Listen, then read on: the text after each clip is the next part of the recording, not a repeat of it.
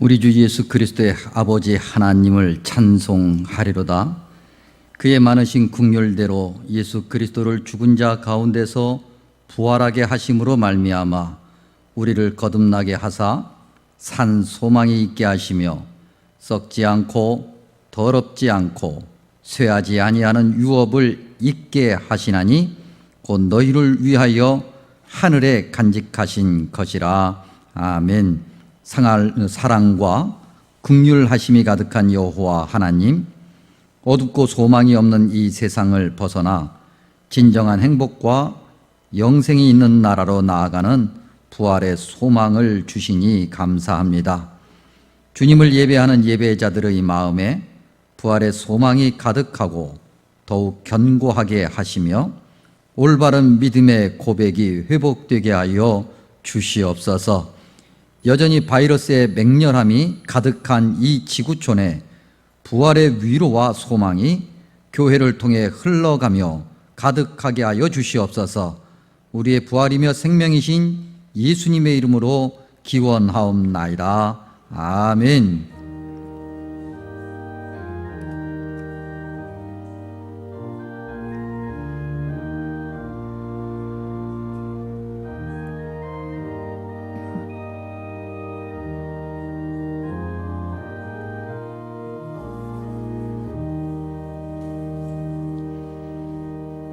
함께 신앙 고백합니다.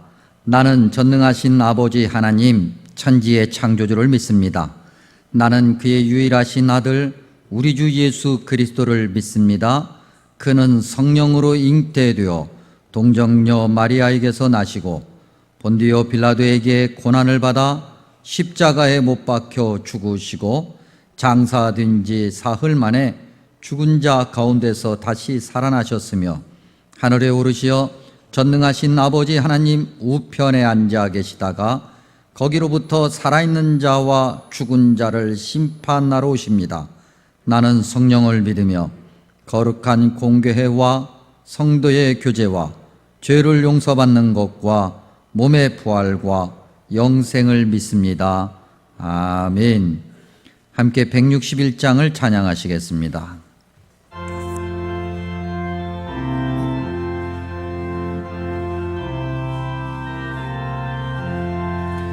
할렐루야. 우리 예수 부활 승천하셨네. 세상 사람 찬양하니 천사와 다 파도다. 구주 예수 부활하사 사망 권세 이겼네. 구주 예수 부활하사 사망 권세 이겼네. 할렐루야. 우리 예수 왕의 왕이 되시고 우리들의 중보 되심 성령 증거하시네.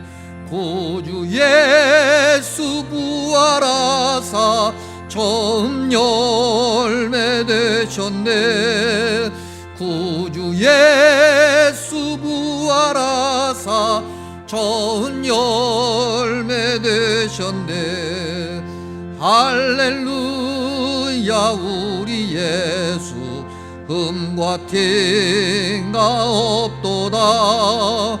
무덤 속에 있는 죄인 주가 일으키시네.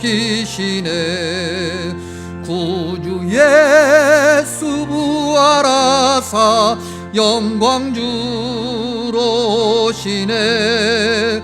구주 예수 부활하사 영광 주로 오시네.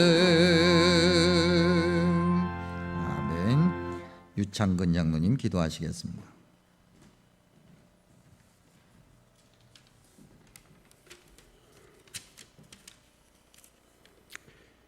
사랑의 하나님 아버지, 은혜를 감사드립니다. 우리들을 구원해 주시려고 독생자 예수 그리스도를 이 땅에 보내시어 십자가에 못 박아 죽게 하시고 사망 권세를 이기시고 사흘 만에 죽음에서 부활하게 하신 하나님 아버지께 감사와 영광과 찬양을 올려드립니다. 부활하신 주님의 영광이 우리들에게는 은혜의 기쁨과 소망과 축복이 되며 코로나 바이러스로 고통당하는 온 인류들에게는 큰 소망의 위로가 되게 하여 주시옵소서. 하나님이 창조하신 이 땅에서 하나님 말씀대로 살지 못하고 물질의 명예와 권력과 외모만을 쫓아 창조 질서를 무너뜨리고 환경을 파괴하고 성공만을 위하여 앞만 바라보고 달려온 저희들의 죄악이 오늘의 사태에 이르렀음을 고백합니다. 우리들은 마치 심판이 없는 것처럼, 부활이 없는 것처럼, 영생이 없는 것처럼 육신의 삶에만 집중하며 다시 사신 주님을 욕되게 하였던 저희들의 죽은 믿음과 행실을 회개합니다. 용서하여 주시옵소서. 주님을 향한 온전한 믿음의 신앙으로 거듭나게 하여 주시옵소서. 하나님 아버지, 우리 성심교회를 지켜주셨음을 감사드립니다. 코로나 바이러스로 인하여 온 세상이 혼란하고 수많은 사람이 감염되어 고통당하는 중에도 우리 교회 목사님과 목회자들과 우리 성도들 한 사람도 바이러스에 감염되지 않고 건강하게 지켜주신 은혜에 감사를 드립니다. 아직 함께 모여 예배드리지 못하지만 각각의 처소에서 예배드리는 동안 우리 성도님들 신앙이 약해지지 않게 하시고 기도의 습관과 예배의 경건함을 잘 지켜나가게 하여 주시옵소서. 아직 신앙의 훈련을 받는 우리의 자녀들 믿음 안에서 건강하게 자라고 일평생 신앙이 흔들리지 않도록 지켜주시옵소서. 또한 바이러스 퇴치를 위하여 수고하시는 국가기관의 관계자님들과 의료진과 봉사자들, 수고하시는 모든 분들의 건강을 지켜주시고 주님의 축복이 늘 함께하여 주시옵소서. 하나님 아버지, 이 나라를 이끌어갈 21대 국회의원 선거를 앞두고 있습니다. 그들의 생각과 결정에 국가의 전망과 국민들의 삶이 달려 있습니다. 국가를 위하고 양심내에 어긋나지 않는 정직한 일꾼들이 선출되어서 정의롭고 살기 좋은 나라가 만들어지게 하여 주시옵소서. 세계 복음화에 앞장서시는 선교사님들 눈동자처럼 지켜주시고 그들의 가족과 교회와 돕는 모든 이들에게 은혜 내려 주시옵소서.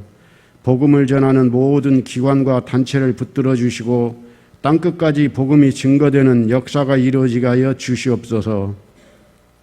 약할 때 강함을 주시는 주님, 연약한 우리를 긍휼히 여기시어 다시 일어설 수 있도록 새 힘을 부어 주시옵소서. 주님의 은혜로 질병이 치료되고 모든 아픔과 문제들이 해결되게 하여 주시옵소서. 우리에게 다가오는 시험과 환난을 예수의 이름으로 물리칠 수 있는 믿음의 믿음을 더하여 주시옵소서. 오늘 부활의 말씀을 증거하시는 김신일 담임 목사님의 영과 육을 강건하게 하시고 선포되는 말씀을 통하여 우리의 심령이 변화되고 주님의 참된 은혜를 깨닫는 귀한 시간이 되게 하여 주시옵소서. 흩어져 예배드리는 성심의 모든 권속들 한 사람 한 사람에게 성령께서 찾아가 주셔서 예배를 주관하여 주시고 다시 함께 모여 예배드릴 때까지 모두 건강한 모습으로 지켜주시옵소서. 감사드리며 부활이요 생명이신 예수님의 이름으로 기도드렸습니다. 아멘.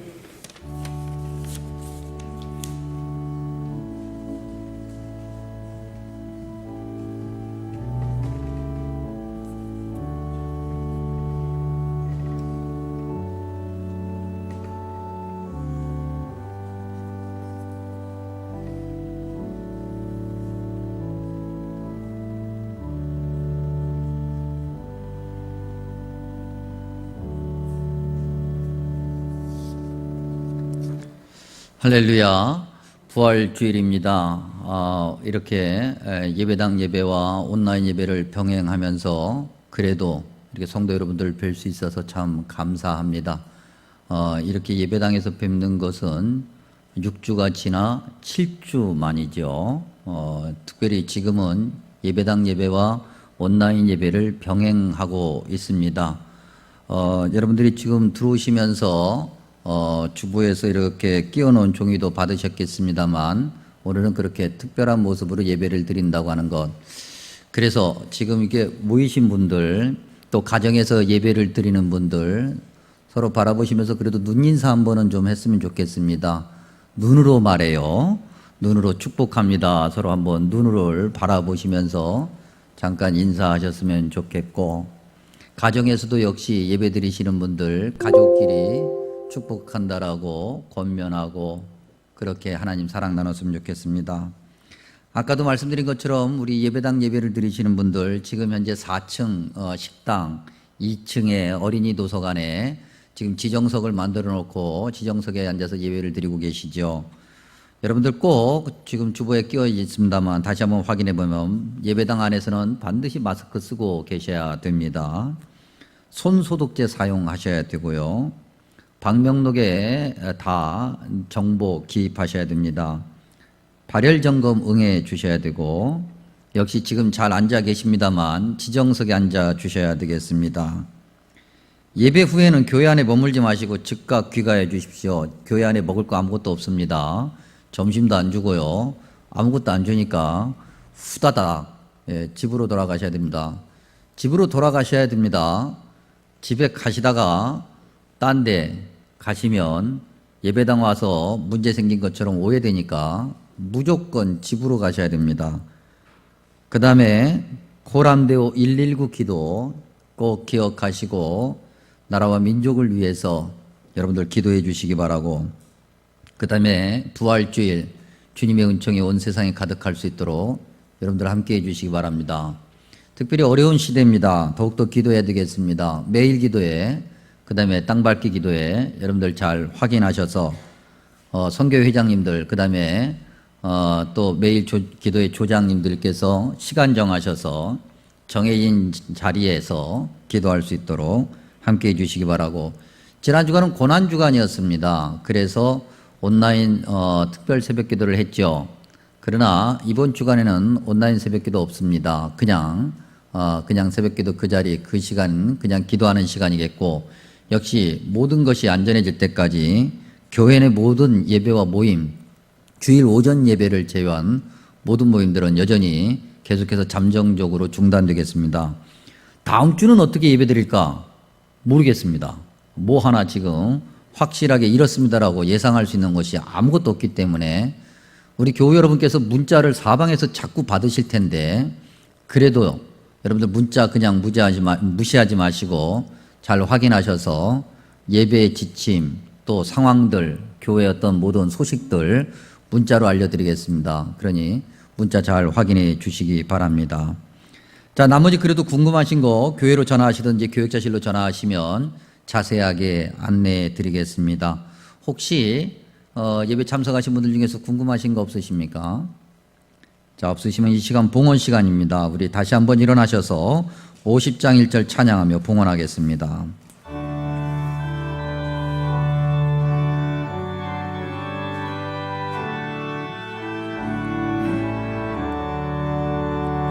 내게 있는 모든 것을 아낌없이 드리네. 사랑하고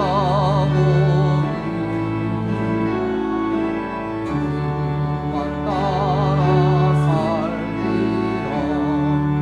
주께 드리네. 주께 사랑하는 구주 앞에 모두 드리네. 아멘.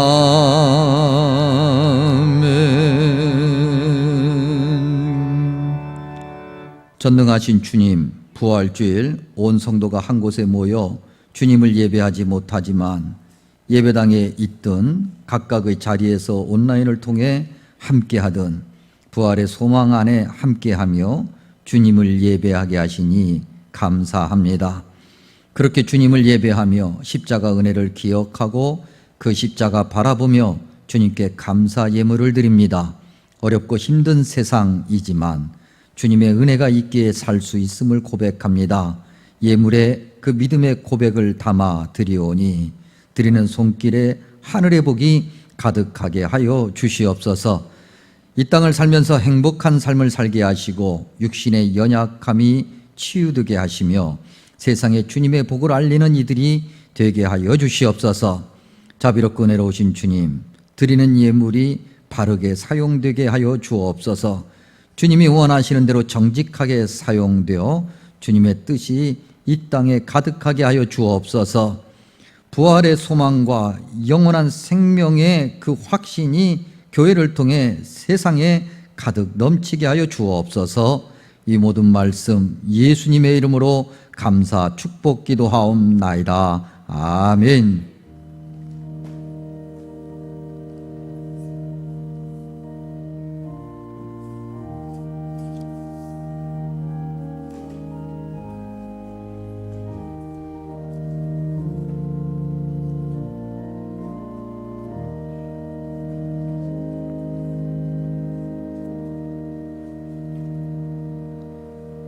서신 자리에서 하나님께서 주신 말씀 고린도전서 11장, 신약성경 276면에 있는 고린도전서 11장 17절에서 22절과 33, 34절 말씀을 보시겠습니다.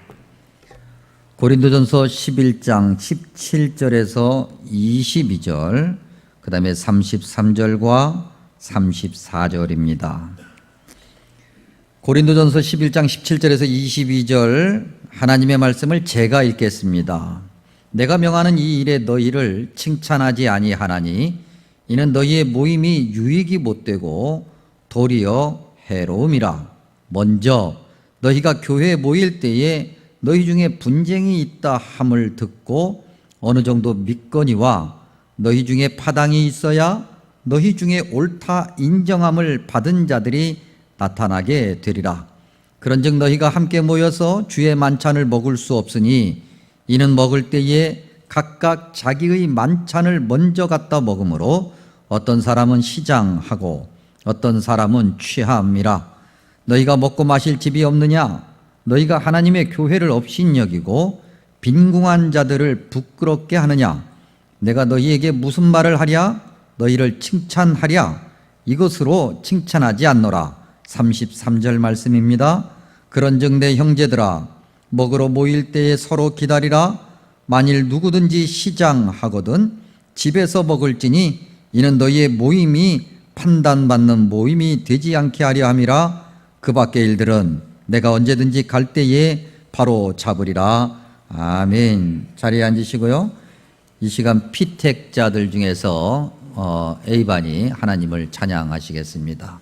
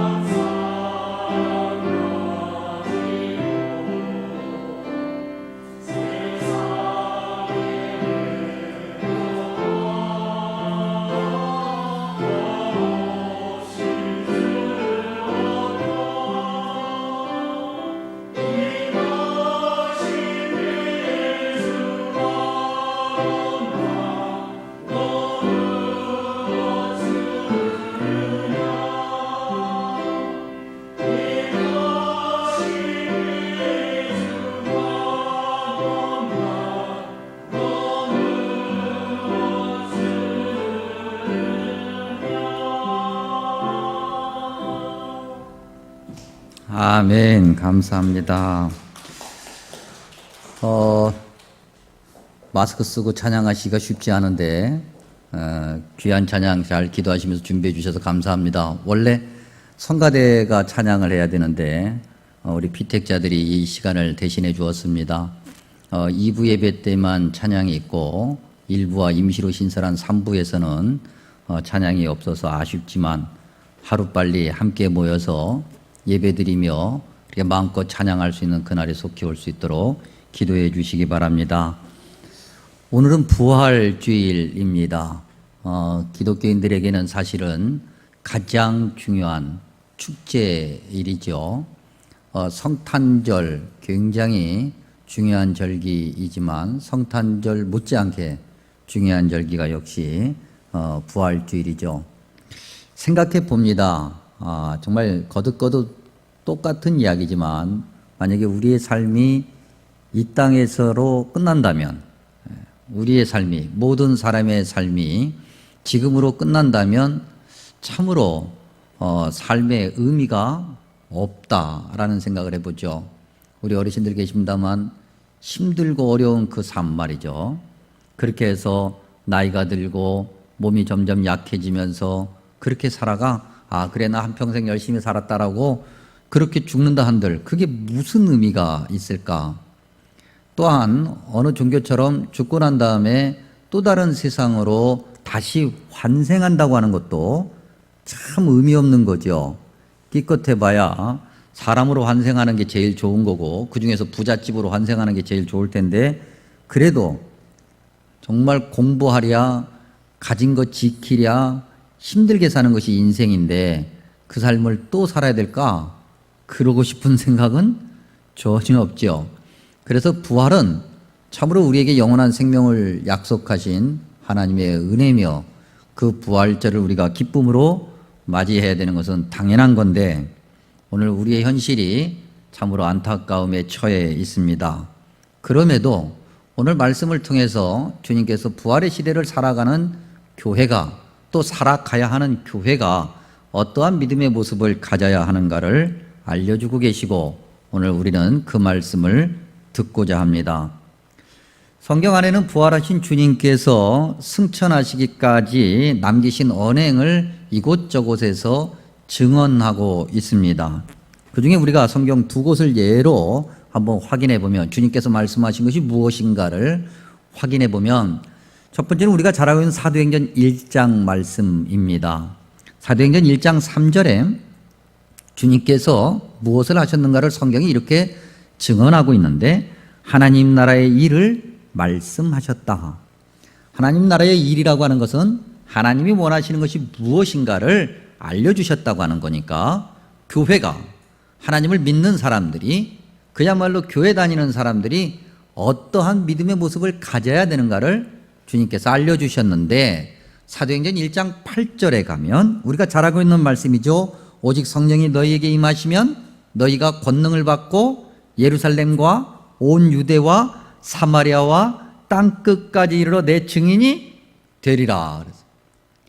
증인이란 게 뭡니까? 증인이라는 것은 있었던 사실과 말의 증거가 일치하는 거죠.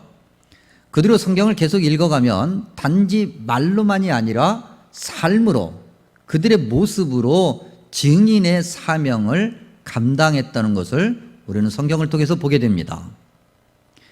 또 한 것은 마태복음 28장인데 역시 잘 알고 있는 말씀입니다. 마태복음 28장 19절에 주님께서 주님을 따르는 이들에게 모든 민족을 제자로 삼으라라고 말씀하십니다.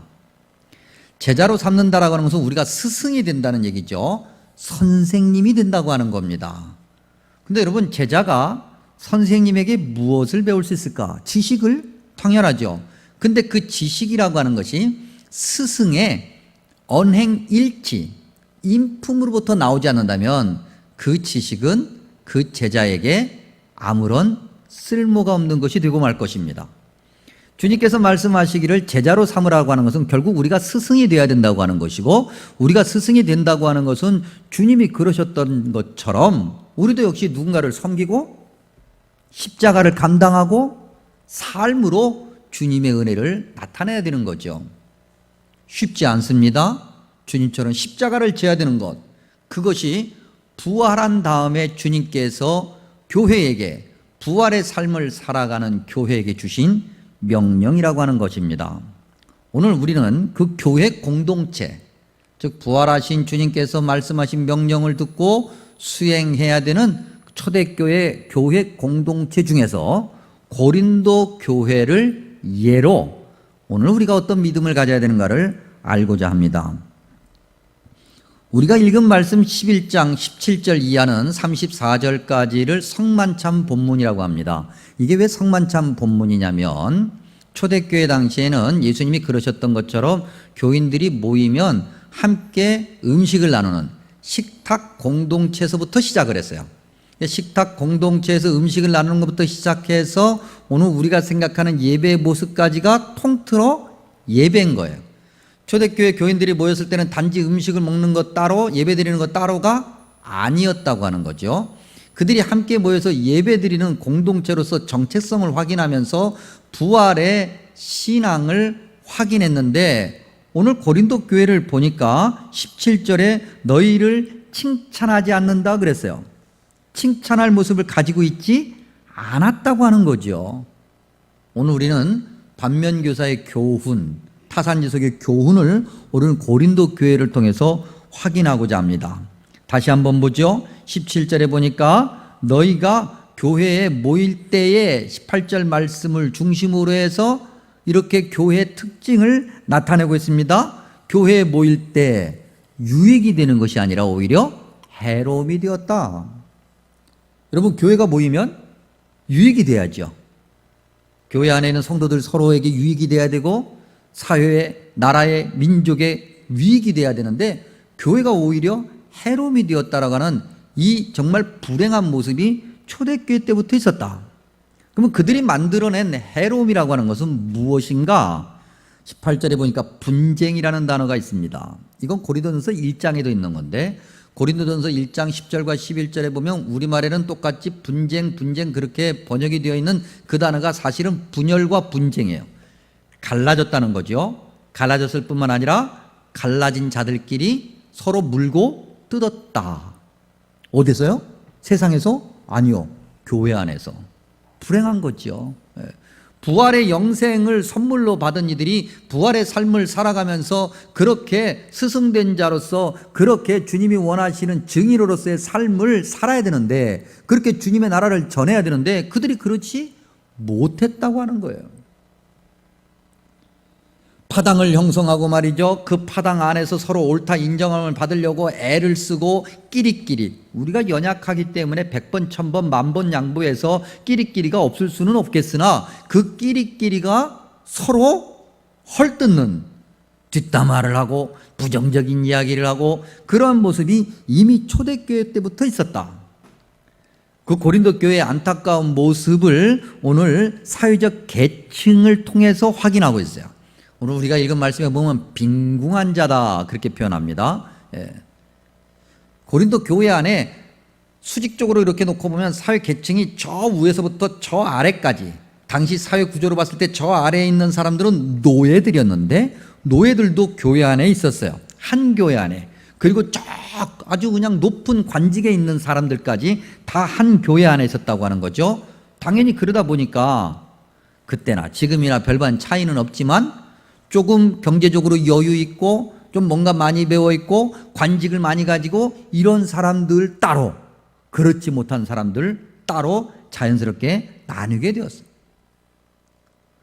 뭔가 좀 여유가 있고 좀 부유한 계층에 있는 사람들은 그때나 지금이나 시간의 여유까지 있어서 그들은 교회에 일찍 올 수 있었고 그렇지 않은 교회 구성원들은 심지어는 노예도 있었기 때문에 누군가가 가라고 해야 가는 거니까, 자기가 맡은 일을 다 해야만이 가는 거니까 교회에 일찍 모일 수가 없었죠.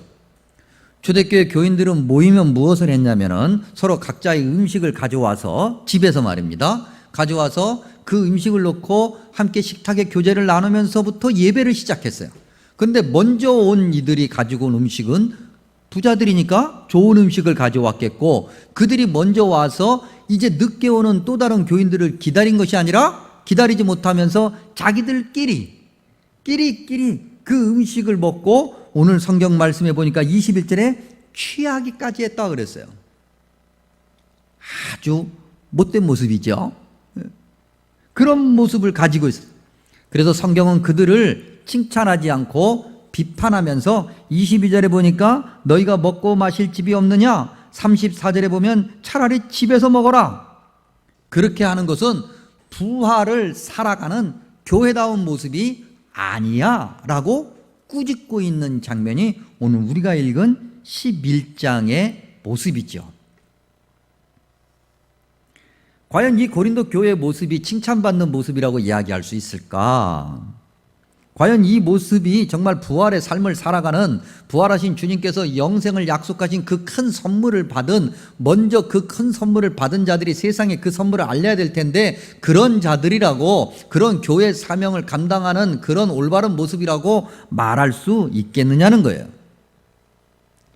자, 오늘 우리는 주님께서 부활하시고 난 다음에 교회에 어떤 사명을 주셨는가를 지금 확인했고, 고린도 교회의 부정적인 모습을 통해서 타산지석의 교훈을 우리가 확인했습니다. 그리고 이제 오늘 우리 교회의 모습을 몇 가지의 예로 한번 확인해 보지요. 이건 그동안에 목사가 이제 여러 교회를 이렇게 사역자로서 경험하면서, 이렇게 심우하면서 경험했던 사실인데, 아주 오래전에 여러분 그 예전 교회는 생각보다 교회를 지어놓고 그 다음에 또 뭔가 또 짓고 하다 보니까 아주 사람들이 잘 모르는 통로가 꽤 많았던 그런 교회 구조를 가지고, 마치 미로 같은 그런 교회 구조를 가지고 있었죠. 제가 그때 섬겼던 교회도 역시 그랬는데, 교회에 이렇게 보면 뒤로 이렇게 예배당을 들어가는 뒷계단이 하나 있었어요. 근데 그 뒷계단에 사람 전신을 볼 수 있을 것까지는 아니지만 한 그 정도 되는, 약 사람의 상당 부분을 비추는 수 있는 큰 거울이 계단에 붙어 있었습니다. 근데 그 거울은 항상 깨끗했어요. 예전에도 한번 여러분들에게 소개해 드린 적이 있는데, 그 거울은 항상 깨끗해요. 그래서 그 많은 사람들이 이렇게 이동하는 건 아니었지만, 그래도 그 뒷계단을 이용하는 많은 성도들이 이렇게 내려올 때마다 또 올라갈 때마다 한 번쯤은 반드시 그 거울로 자기 자신의 모습을 보았던 그 거울이에요. 근데 그 거울이 왜 이렇게 날마다 그렇게 깨끗했을까? 바깥으로 나 있는 거울인데 관리 집사님이 깨끗이 닦아서 그런가? 그런 건 아니에요. 어느 날 제가 이렇게 뒷계단 올라가는데 그 교회 명예권사님이 계세요. 명예권사님이긴 하지만 사실 교인들이 누군지도 모르는 분이에요. 잘 모르는, 그냥 허리도 구부정하고 연세도 많으신 그 권사님이 그 더운 여름날 땀을 흘려가면서 그걸 닦고 계시는 거예요. 제가 권사님 그거 왜 닦으세요? 더운데 제가 할게요. 그랬더니 권사님이 수줍은 미소로 뭐라고 말씀하셨냐면, 내가 교회를 위해서 할 수 있는 것이 이것뿐이라서요. 그러면서 날마다 그 거울을 닦으셨어요. 근데 어느 날 그 권사님이 갑자기 돌아가셨습니다. 이제 그 거울은 어떻게 됐을까요? 한동안 저도 그 거울을 까마득하게 잊고 있었는데, 어느 날 우연히 그 뒷계단을 통해서 올라가다 보니까 그 거울에 먼지가 묻어 있었고, 조금 더 지나가니 때가 껴서 거울이라고 이야기하기는 어렵게 돼버렸어요. 밖에 있으니까 비가 오면 비도 맞았고 말이죠. 바람이 불 때 먼지가 가서 거기 달라붙기도 하고, 아무도 안 닦은 거죠. 제가 그걸 깨닫고 닦을만 할 때 저는 교회 사역지를 옮기는 바람에, 지금 생각해 보니까 사역지 옮겼어도 매주마다 토요일 저녁에라도 가서 거기서 닦고 올 걸, 그런 생각도 들고 말이죠. 오늘은 좀 이런저런 예를 좀 많이 들어드릴 텐데, 제가 이 코로나19 때문에 일반적인 목회 일정이 이루어질 수가 없어서 시간 계획표를 짜고 이렇게 저렇게 저 나름대로 지금 그 계획대로 움직이는데, 좀 짬이 날 때마다 저희 집안 구석구석에 이렇게 처박혀 있는 앨범들이 있길래, 이제 뭐 너무 오래돼 가지고 막 사진도 구겨지고 뭐 그래서 그 앨범을 가지고 와서 스캔을 합니다. 근데 이렇게 스캔을 하다 보니까 아주 오래전에 제가 입었던 옷이 기억이 나는 거예요. 여름에 입었던 반팔 남방이라고 그러죠. 남방이었는데 초록색이었어요. 사진에 이렇게 나타난 그 옷은 초록색 흔적만 있는 옷이었는데 어쨌든 초록색 옷이었어요. 그 옷은 어떤 옷이냐면 여름에 여름 수련회를 하면서 전도사 때인데 제가 좀 땀이 많은 편이라서 땀을 막 뻘뻘 흘리고 그렇게 합니다. 그래서 어느 날 교회 집사님이 제가 땀을 흘리면서 막 헐떡거리는 모습을 보고 참 안 돼 보였는지, 또는 당신의 자녀가 거기 학생이었기 때문에 고마워서 그랬는지, 아무튼 저에게 선물을 하나 주셨는데 그게 주신 선물이 바로 그 초록색 남방이었어요. 근데 초록색 남방을 이제 딱 입었더니 여름에 입기 참 좋았습니다. 까칠하니 시원했고 참 좋았습니다.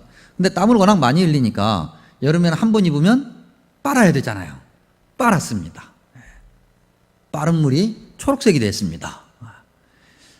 그 다음날 또 입고 또 빨면 그 다음날 또 초록색 물이 나오고, 이제는 안 나와도 될 만한데 제가 기억하기에는 여름 내내 초록색 물이 계속 나왔고, 입고 다니면은 여기 목 주변에 그 물이 빠져가지고 마치 맞아서 퍼렇게 멍든 것처럼 초록색 물이 이렇게 묻어있던 그런 남방이었어요.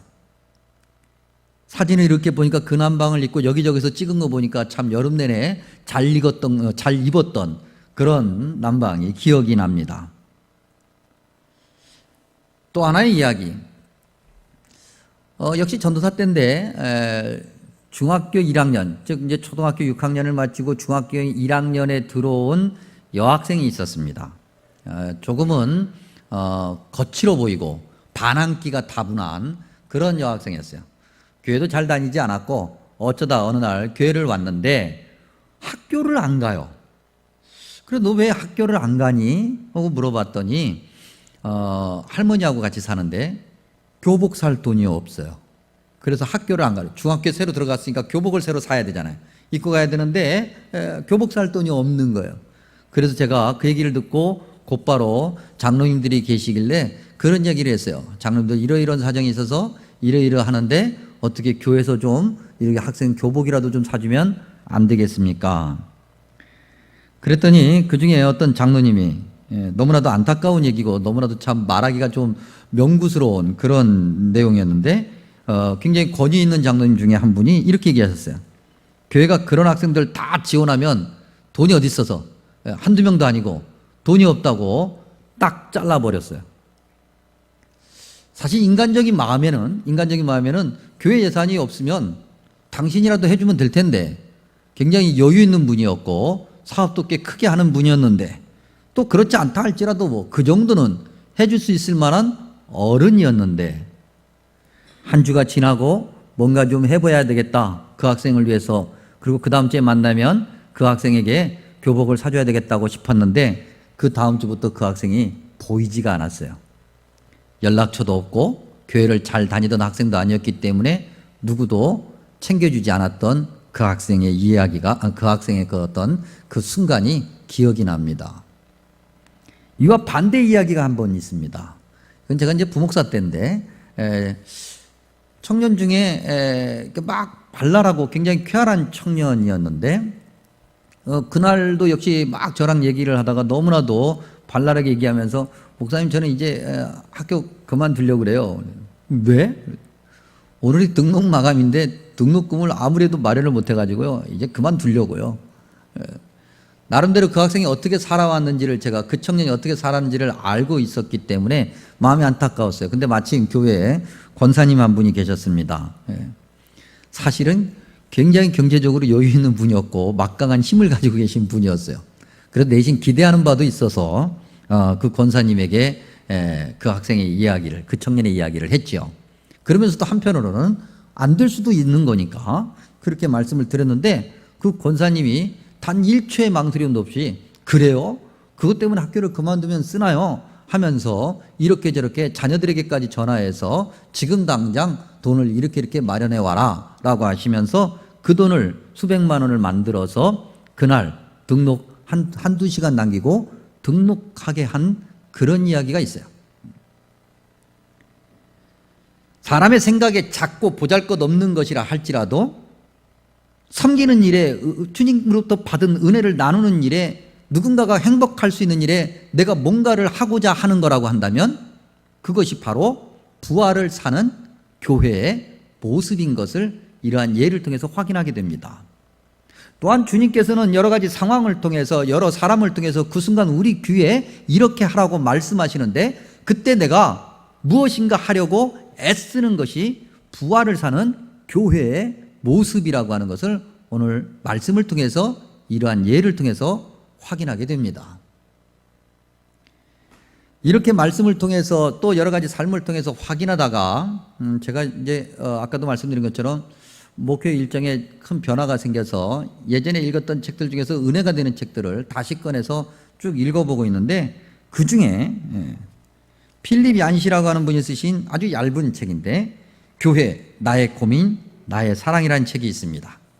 이 책인데 이 책 한 34쪽에 가면 미국 시카고의 라살 스트리트 교회라고 하는 교회의 어떤 한 분의 이야기가 일화로 여기 기록되어 있습니다. 소개해드리면 이제 제가 좀 재구성해서 각색을 하는 거죠. 근데 이걸 좀 이해하려면 우리가 한 세 가지 정도를 상상을 해야 돼요. 상상을 해야 돼요. 하나는 그 교회의 예배 순서 중에 있는 독특한 순서입니다. 회중 기도라고 하는 순서인데 회중 기도가 뭐냐면 예배를 이렇게 드리다가 이제 누군가가 교인들 중에 누군가가 그냥 일어나는 거예요. 그냥 시켜서 미리 각본에 의해서가 아니라 감동을 받으면 일어나서 뭔가 기도를 하지요. 나라를 위해서 지역 사회를 위해서 또 환우들을 위해서 기도를 합니다. 그러면 아멘하고 끝나는데 그러면 모든 교인들이 그 기도를 듣고 있다가 주여 우리의 기도를 들어주소서 우리식으로 바꿔 얘기하면 아멘 하는 거예요. 그걸 우리가 상상을 하고요. 또 하나는 그 교회에 아주 특별한 흑인 아저씨가 있다라고 하는 것을 상상해야 됩니다. 근데 이 아저씨가 어떻게 특별하냐면 예배 시간에 막 돌아다녀요. 이렇게. 그리고 혼자 막 웃고 어떤 때는 장의자 사이를 뛰어넘어 다니기도 해요. 그런 아주 특별한 아저씨가 한 분 계셔요. 그 다음에 이제 세 번째는 뭘 우리가 상상을 해야 되냐면 여러분도 혹시 휘트니 휴스턴이라고 아십니까?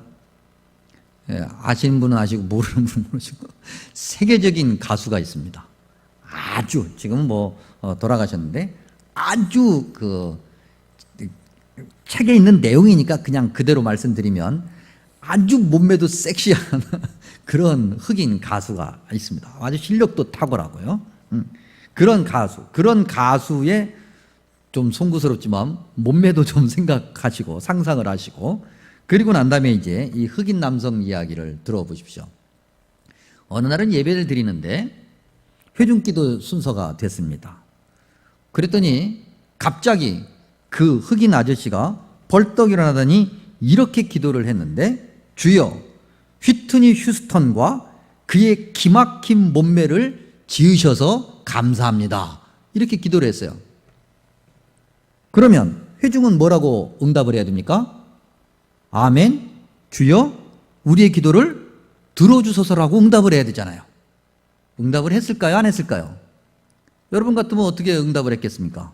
갑자기 뛰어다니던 아저씨가 가만히 서 있더니 휘트니 휴스턴을 이야기하고 그의 몸매가 기가 막히게 섹시하다고 얘기를 하는데 그 기도에 뭐라고 응답을 하시겠느냐는 거죠. 그 책은 이렇게 소개하고 있습니다. 잠시 어색한 시간이 흐른 뒤에 몇 사람이 약하게 되받았다. 주여 우리의 기도를 들어주소서. 몇 사람이긴 했지만 그래도 그 기도에 응답한 것을 봅니다. 궁금했습니다. 제가 유학하면서 살았던 곳이 시카고이기도 하고 그래서 궁금해서 라살 스트리트 교회가 어떤 교회인가 이렇게 인터넷 요즘에 구글이라고 하는 곳에 보면 얼마든지 다 볼 수 있으니까요. 그래서 들어가서 이렇게 봤습니다. 사진도 이렇게 보고 봤는데 그 교회 벽면에 붙어있는 현수막이 눈에 띄었습니다. 물론 영어로 써 있었겠죠. 이렇게 보니까 어려운 문장은 아니었는데 뭐라고 써 있었냐면 우리는 난민을 환영합니다. 예수님도 난민이었습니다. 그리고 끝에 우리는 크리스찬입니다. 그렇게 써놨어요. 우리는 기독교인입니다. 저는 그것을 어떻게 읽었냐면 우리는 부활을 살아야 하는 그리스도인입니다. 그렇게 읽었어요. 계속 얘기하는 김에 이 책에 나와 있는 내용 몇 가지 더 소개해 봅니다. 37쪽에 폴 트루니에라고 하는 아주 또 다른 훌륭한 작가가 있는데 그 사람 말을 인용하면서 이런 내용이 기록되어 있는데 사람이 혼자 할 수 없는 일이 두 가지가 있다. 하나는 결혼이고 또 다른 하나는 그리스도인이 되는 것이다. 결혼 혼자 하는 거 아니죠? 근데 그리스도인이 되는 것이 왜 혼자 하는 것이 아닐까? 나 혼자 교회 가면 되는 걸. 그냥 교회 다니겠다고 얘기하면 되는 걸. 교회는 그런 것이 아니라고 하는 거죠. 결혼은 뭡니까? 두 사람이 서로 만나서 사랑하고 그 사랑을 연습하고 훈련하고 그 사랑을 키워가는 거잖아요. 교인이 된다고 하는 건 뭡니까? 교회를 다닌다고 하는 것은 무엇입니까? 바로 그런 거라는 거지요. 전혀 다른 사람들끼리 만나서 서로 사랑하고 그 사랑을 연습하고 그 사랑을 훈련해서 그 사랑이 몸에 배어 세상으로까지 나아가는 것이 교회라고 하는 거예요. 그게 바로 부활을 살아가는 교회의 모습이라고 하는 거죠. 그것이 부활하신 주님께서 말씀하신 것이고 고린도 교회를 통해서 우리가 뒤집어 깨닫는 교훈이지 않습니까? 계속해서 이 책 43쪽에 보면 작자 미상, 즉 이름을 알 수 없는 사람이 써놓은 글을 인용해 놨는데 이걸 재구성해서 말씀드리면 이렇습니다. 우리가 죽어서 천국에 가면은 분명히 성도들을 만날 건데 그때 그 성도들과 함께 사랑 안에 거하는 것, 그건 참으로 영광이지만 지금 이 땅에서 내가 알고 있는 사람들과 함께 사는 것, 그건 생각해 봐야 되겠다. 그 얘기예요. 여러분 이게 무슨 말이죠? 우리가 죽어서 천국에 가서 성도들과 함께 영원히 사는 것은 당연히 우리에게 즐거운 일이고 우리의 소망이고 주님께서 십자가를 통해서 우리에게 약속해 주신 것이지만 이 땅을 살면서 교회 안에서 이 사람 저 사람을 만나면서 교회 다니는 것은 생각해 봐야 되겠다는 거예요. 싫다는 거죠. 여러분 지금 코로나19 때문에 세상이 얼마나 어지럽고 힘듭니까? 주말이 되었습니다. 부활주일이 됐습니다. 뭐 언론에 뭐 난립니다. 뭐 교회 뭐 예배를 드린다냐 안 드린다냐 뭐 저희 교회도 정말 기도하면서 온라인 예배와 예배당 예배를 지금 병행하고 있고 또 뭐 어떤 교회가 뭐 했는데 어디에서 뭐 확진자가 나왔는데 뭐 난리가 납니다. 그래서 두 눈을 크게 뜨고 뭐 각각의 교회를 지켜보고 있고 저희 교회도 뭐 고민하면서 지금 일주일 내내 시뮬레이션 해가면서 자리 지정해 가면서 손 소독제 발라가면서 이렇게 마스크 다 쓰고 계시면서 이렇게 예배를 드리고 있습니다. 만약에 교회가 교회다운 모습으로 부활을 제대로 살아왔다고 한다면 사실은 우리가 스스로 세상을 향해서 당당하게 말할 수 있는 것은 그렇게 교회가 교회다운 모습으로 지금까지 지내왔는데 그런데도 뭔가 부족했기 때문에 교회를 향해서 여전히 의심의 눈초리로 바라보고 있고 교회를 향해서 여전히 부정적인 이야기들을 쏟아내고 있는 것은 아닌가? 만약에 우리가 부활을 제대로 살았다고 한다면 주님께서 가르쳐 주신 대로 정말 한 채 오차도 없이 그렇게 살아왔다고 한다면 세상이 오히려 그렇게 말하지 않겠습니까? 교회야, 교회는 그럴 리가 없어. 잘할 거야. 염려하지 마. 교회가 말하는 것을 우리가 따라야지. 그래야 되지 않겠습니까? 근데 이게 뒤집어져 버렸어요. 사랑하는 성도 여러분, 오늘 우리는 부활을 살아가는 그리스도인들입니다. 교회가 교회다운 모습을 가져야 되겠습니다. 그리고 주님이 원하시는 것, 우리가 생각하기에 크고 작다, 사람의 기준이 주님이 말씀하시는 그 순간 그대로 아멘으로 순종하면서 서로에게 기쁨이 되고 위로가 되고 즐거움이 되고 그렇게 하나님이 원하시는 사랑을 나누며 살아가는 믿음의 공동체가 되어야 되지 않겠습니까? 오늘 우리에게 주신 귀한 말씀 33절 말씀을 다시 한번 읽어봅니다. 그런즉 내 형제들아 먹으러 모일 때에 서로 기다리라. 아멘. 기도합니다. 우리에게 부활과 영생의 소망을 주신 주님을 예배하며 찬양합니다. 세상은 여전히 탐욕과 이기심에 빠져 있으면서도 올바른 삶이라 착각하며 더욱 어둠으로 달려가기만 합니다. 참된 진리를 모르면서도 참된 진리를 아는 것처럼 방향도 없이 달리기만 하는 세상에서 교회가 주님 말씀으로 바르게 서서 진리의 길을 안내할 수 있도록 지켜주시고 인도하여 주시옵소서. 들려주신 말씀대로 교회인 우리가 주님께서 명령하신 부활의 삶을 살게 하시며 그것을 통해 세상이 위로와 평안의 소망을 가질 수 있도록 이끌어 주시옵소서. 은혜의 주님, 바이러스의 공격이 수그러들었다 하나 그 기세가 여전한 지금 교회가 부활 주일을 맞아 예배당 예배를 드립니다. 혹여라도 우리의 믿음의 고백과 실행이 주님 영광을 가리지 않도록 바이러스와 병마로부터 지켜주시옵소서. 또한 여전히 바이러스와 사투를 벌이는 모든 이들에게 위로와 소망 그리고 회복을 허락하여 주시옵소서. 어렵고 힘든 삶 가운데서도 주님만을 바라봅니다. 부활이며 생명이신 주님의 은혜가 온 세계에 충만하게 하여 주시옵소서. 예수님의 이름으로 축복 기도하옵나이다. 아멘. 함께 일어나셔서 말씀 생각하며 208장을 찬양하겠습니다.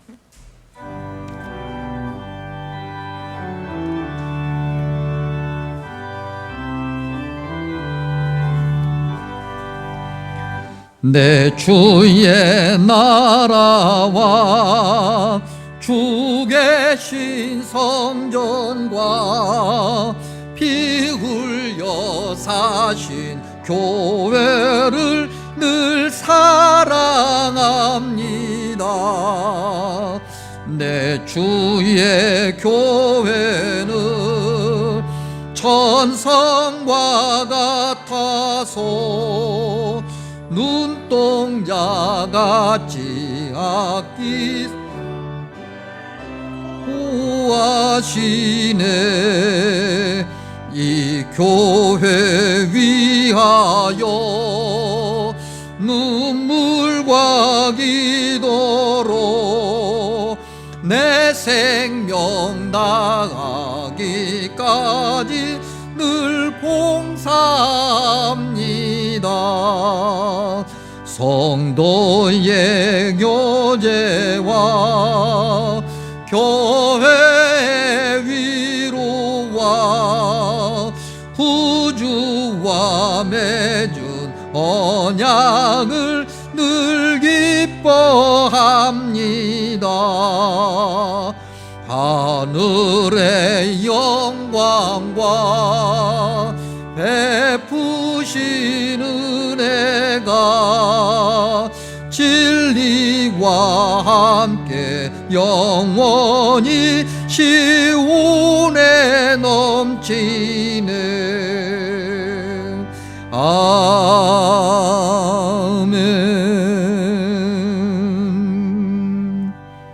지금은 우리 주 예수 그리스도 은혜와 하나님 아버지의 사랑하심과 우리와 함께 하시는 성령님의 교통하심이 부활의 소망을 다시 확인하며 말씀대로 순종하고 올바른 교회로 더욱 굳세게 서서 세상의 위로가 되고자 결심하는 주님의 귀한 백성들과 바이러스의 싸움에서 벗어나 행복이 가득한 일상을 회복하고자 꿈꾸며 기대하는 모든 이들과 교회 그리고 이 나라 이민족 위에 지금부터 영원토록 함께 하시기를 간절히 축원하옵나이다. 아멘.